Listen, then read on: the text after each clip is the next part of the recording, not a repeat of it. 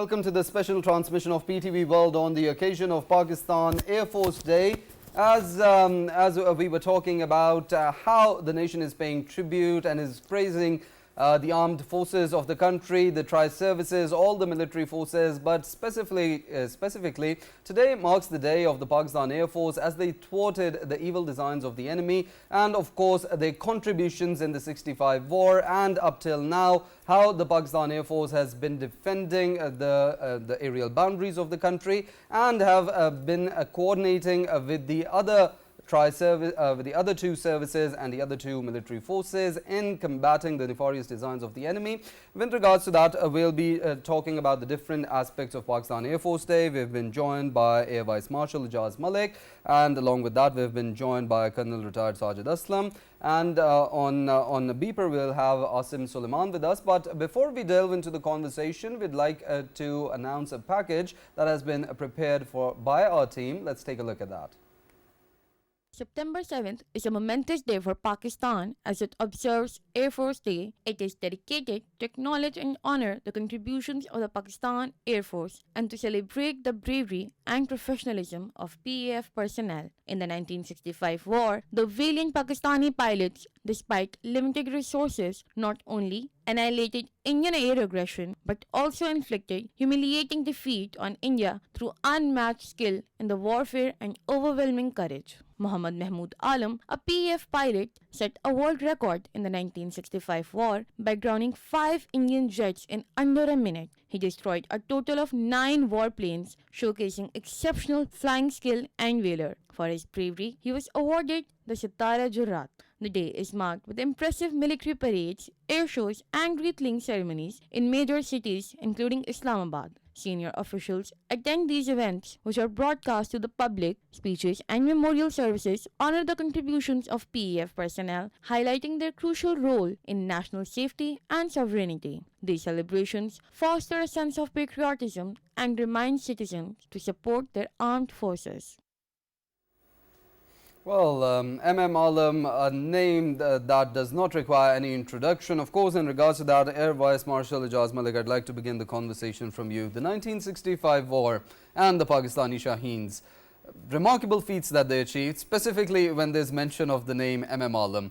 But when we talk about defending the motherland from 65 up till now, back in 2019, there was another show of excellence by the Pakistan Armed Forces and the Air Forces in particular. Back in 1965, the Indian forces, they dreamed of having a cup of tea in Lahore. In 2019, one Indian officer did have the honor of having a tea cup in Lahore, but it wasn't as they expected it to be. How do you comment on the whole situation from 65 up till now? Thank you very much. First of all, I thank Allah and take pride that I have been associated with the prestigious service like Pakistan Air Force. Alhamdulillah, Pakistan Air Force, if we go back and see what we inherited at the time of partition and how we developed into a force which is recognized as one of the best professional military outfit. Qaid-e-Azam Muhammad Ali Jinnah visited then PF, now PF Academy, and it was then a college status in 1948. And he said, he expressed his vision that Pakistan Air Force should be, second to none.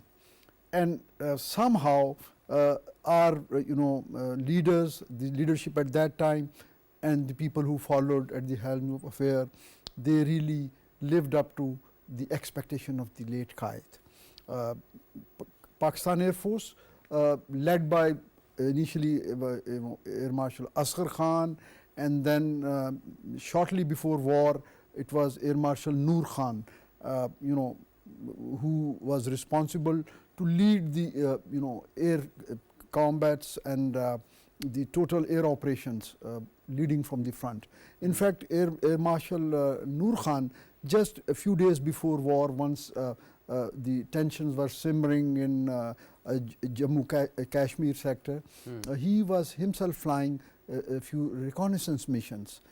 And these people, they set such a high standard of professional excellence and training that with each change of command and each change of generation, Air Force had very high standard to maintain, then achieving new standards, and where we stand today, having fought few wars successfully, which are part of the history, as you mentioned in your intro and in this video that you have shown. Pakistan Air Force, Air Forces per se, they are high-tech military forces. They always have cutting-edge technology. But PAF on its part has been very lucky, and I would give credit to our seniors and leaders, who were proactive in acquiring the latest technologies. We had latest aircraft almost throughout our history, after 65 onward, I would say. And it's not only the acquisition of latest weaponry or flying platform. It is how we have assimilated those aircraft. How have we inducted those aircraft, and how have we achieved the weapon handling and man-machine interface. That's what is important. And those skills were displayed whenever the PF was required to play its role. And not only in 65 war that we are here today to refer, even at various international exercises, and some of our pilots who participated voluntarily in Arab-Israel wars of 67 and 73, the only aerial kills which were achieved, those were those Pakistani pilots who voluntarily opted to perform operational duties in war. Talking particularly about 65, in 65 war, after Operation Gibraltar, once all-out war was imposed on us by India on the dawn of 6 September, PF, as per its mission, not only defended the aerial frontiers of Pakistan, but it very proactively helped our land forces particularly to do their role in a befitting manner, be it the Sialkot sector or Lahore sector or Khem Karan. Pakistan Air Force did battlefield air interdiction mission, close support, and provided the air favorable air situation, the highest degree of that, which is air supremacy, that after 3 or 4 days of war, virtually there was no interference from IAF, because right on the day one, we conducted 3 simultaneous raids on 3 bases, which were Adhampur, Halwara and Pathankot, the bases which could have factored in to interfere with our advancing troops on ground. So those bases were neutralized, and we achieved that kind of air supremacy that our land forces, they engaged Indians in a battle of tanks in Chivinda, for example, or in the Lahore sector or Sialkot sector very valiantly. Definitely. In regards to that, I'd like comments from Colonel Sajid Aslam as well. As we talk about the 65 war and how there was such coordinated response from all 3 of our services, there was unison amongst them. Pakistan still today is defending its territorial borders, its skies, its land and its boundaries, and of course its nation, the integrity and sovereignty of the motherland. We've seen Pakistan's counterterrorism efforts as well. How important do you think this unison between all the military, all the 3 military forces of the country would be crucial in today's challenges that the country is facing? Rafi, one must remain very clear about this, that without a cohesive force, without a cohesive integrated force, no military action can be successful. No single military outfit, be it Air Force, be it Army, be it Navy, cannot launch any successful operation in isolation. They have to have a combat support from all the other three military services. So, in case of the present situation that you are asking, in the case of the war on terror that Pakistan, or against the terrorism, against the Khawarjis that Pakistan Army is presently engaged, it is in the close. It is not only the Pakistan Army's integral cohesive force which is at play, but also whenever required, Pakistan Air Force plays a very crucial support role in providing them whatever support is required to neutralize the Khawarjis and inimical forces which are operating in the affected areas. So, if anybody says that only one military component, Air Force, Navy, or in Army in isolation can launch a successful operation, well, it's a fallacy. It cannot happen. Therefore, and Pakistan military has been very successful in all its military campaigns, that they have been very closely. They had a very close knit cooperation from all the three services, and which was displayed in you could see in, if you take up history of Pakistan Air Force, Pakistan Navy, and Pakistan Army in 65, in 71, and also during the other campaigns that Pakistan has undertaken. Pakistan has always provided, the three military services have always been in unison, and they have provided close support to the main operation. Of course, Pakistan has the Pakistan is a country which has border naval the sea frontiers only on one side of the country. So all the operations being carried out in north or in the on the western side don't require as close a cooperation from the Navy. But in case of any other eventuality, Navy and Air Force and Pakistan Army, they work in as a cohesive combat force, and this has always been visible to anybody who sees this. Definitely strength and unity, we should put it. We've also been joined by Air Marshal ASIM SULEIMAN.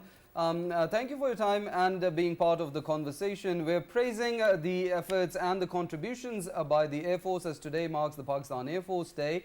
And in that regard, I'd also like your comments regarding the feats and the achievements, the milestones that were achieved by the Pakistan Air Force during the 65 war, and how the Pakistan Air Force has come a long way from that. We go back to 2019 when the Pakistan Air Force again defended the motherland very effectively. They showed their excellence, and of course in that regard the wing commander of the Indian side, Abhinandan, was also taken in custody. How would you comment on the whole situation from Operation Dwarka back in 65 by the naval forces to Operation Swift Retort back in 2019? The combined efforts by all the tri-services in 65, coming back to in 2019, when the services, all the military services have also showed their excellence, their determination in defending the motherland. How would you comment on the situation? Assalamu alaikum, and thank you very much for having me on your program. I would start off basically from the Air Force 6 September. That Air Force basically has inherited a very rich legacy, and this comprises of basically the training and the equipment that we had. We had an edge over the enemy all this while, and then we had excellent leadership. Because of these three, we were able to inherit a legacy which has actually developed Pakistan Air Force into a very formidable force. This is as far as the history of PF is concerned, and then when you go with this legacy into the war, obviously your achievements are going to be marvelous. And I would say that what Pakistan Air Force achieved was something great. And without going into the history now, because already it has been discussed a bit, I would say that PAF has gone a long way from 1965 and 71 war And then all these years, uh, remember one thing, that there was a time when the Indian Air Force had an edge over us by virtue of having BVR missiles. But at the same time, we were with full of resolve, and we were not, deterred by any means that the Indian Air Force was better equipped and had the first shoot capability. In today's world, the first shoot capability is a very big task, actually. And if an Air Force does not have the first shoot capability, that means that your fleet is vulnerable to the attack from the opposite side. So when we talk of 2019, we had the first shoot capability, and that was because of the AMRAAM missiles. We had overtaken the Indian advantage of the BVR. Their BVR were of lesser ranges. Then the Indians inducted the Rafale.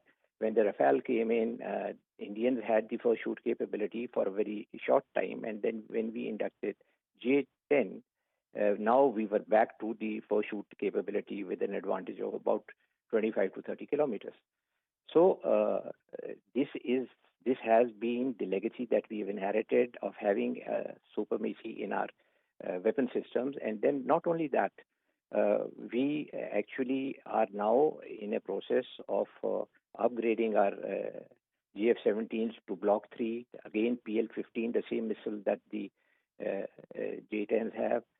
We will have more number of aircraft with that capability. And then what is going to happen in very near future, and about from year down the line, we are going to have the first stealth fighter of the South Asia. So even if the Indians today start to go for that kind of an acquisition, they are going to be, training by five to 7 years. So this is a very big advantage that has been provided by our present leadership, the Air Chief Marshal Babar. He has been very actively involved in upgrading the Air Force and bringing the platforms to a level where we are not deterred by anybody. Actually, if you look at our history, we were, in a seesaw situation. Sometimes the balance was tilting in the Indian side, sometimes it was tilting our side. But this time, it has massively tilted in our favor, and the Indians are much behind than what we are today. So it is a very big advantage, and the Indians have been actually checkmated. If you go back to history, Mr. Modi tried to venture in 2019, and what happened, and he wanted the same kind of a thing to happen again for him for the elections. But with a lot of saber rattling, he was not able to achieve that. Why he was not able to achieve was that the PF today stands much more advanced technologically in all the fields. I mean, if you talk of the drones, if you talk of any system, if you talk of EW, if you talk of the UAVs, if you talk of the EW systems, if you talk of even Air Force is, militarizing itself as for the space systems also. So we will have the space capability. Today, Air Force has invested a lot, and by the end of this year, PF will be sort of a space force to support its operations. And why go far away? The recent operation which was conducted against the Iranians, the Marg-Bar Samachar, as far as PF was concerned, it massively utilized the facilities which were being provided by the space-centric systems. So PF has gone a long way, and it has a bright future. And now indigenization by the Air Force and the industrialization in the shape of NASTAP, it's going to be a game changer, not only for the Air Force, but for our other services also, for the Army and for the Navy. We are going to develop and are developing niche technologies, which includes killer drones and using the nanotechnologies. So this is a massive work which has gone in the Air Force, and I would say that it has been spearheaded by our Air Chief, and the credit goes to him for bringing the Air Force to a level. And in the past also, if you look at our history, the chiefs have contributed. When you talk of Asghar Khan Saab, you have talk of Noor Khan Saab. All these chiefs, all this while, all along the road have been, contributing whatever they were good at. And today, mashallah, the Air Force stands and we threaten the Indian Air Force. And it has been acknowledged by the Indians that we have been checkmated by the Pakistan Air Force. And this is what deters. Actually, if you have a good armed forces, then you are able to deter the forces on the other side. And they dare not, look this side. And this is an advantage that we have had over the Indians. And of course, the efforts, the contributions, of course, Pakistan Air Force, the Shaheens, Pakistan Shaheens, Iqbal Shaheens, they have come a long way since 65 with regard to tech. There's been a lot of upgradations, a lot of advancements. And of course, with regards to the passions, the determination, the resilience, it has come a long way as well and has further increased timesfold. And with that, we'll conclude, but on a positive note, and we hope and pray that God helps the Pakistani forces in keeping the motherland secure and keeping the nation secure, and God always keeps them secure as well. And with that, we'll conclude. But of course, as we know, today marks Pakistan Air Forces Day, and the whole nation tributes all the valiant forces, all the valiant heroes of the country, as of course the brave heroes that Pakistan's soil has given to the nation. They are praiseworthy for the whole country at large. In regards to that, I'd like to thank all of our guests, Air Vice Marshal IJAZ Malik, Colonel Retired Sajid Aslam, and Air Marshal ASIM SULEIMAN. Thank you all for your time and being part of the conversation, as today marks the important and much praise that is due to all the security forces and the heroes. With that, we thanked the security forces of the country once again from PTV World, from the entire nation, and it's a bid farewell for today. Take care. हासिल करने के लिए हमने बहुत कुर्बानी की है, मगर हमें पाकिस्तान को कायम रखने के लिए अभी और कुर्बानी करना होगी। मुसलमान मुसीबत में घबराया नहीं करता।